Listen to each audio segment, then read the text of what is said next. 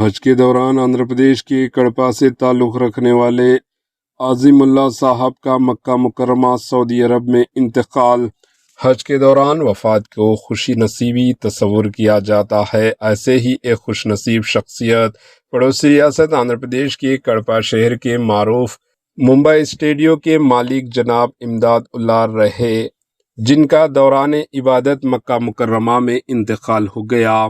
اطلاعات کے مطابق جناب امداد اللہ 19 اپریل 2026 کو سعادت حج کے مقدس سفر کے لیے روانہ ہوئے تھے۔ جمعے کے روز نماز کی ادائیگی کے بعد انہیں اچانک دل کا دورہ پڑا، جس کے نتیجے میں ان کا انتقال ہو گیا۔ ان کی وفات کی خبر سے افراد خاندان، دوست احباب اور عوام میں غم کی لہر دوڑ گئی۔ تاہم مقدس سرزمین میں آخری سانس لینے کو لوگ ان کے لیے عظیم سعادت قرار دے رہے ہیں۔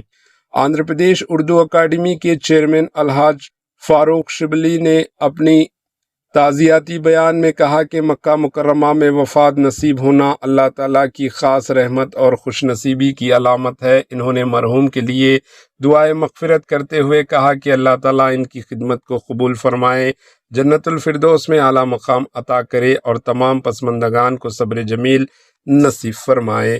Bureau report AHN news.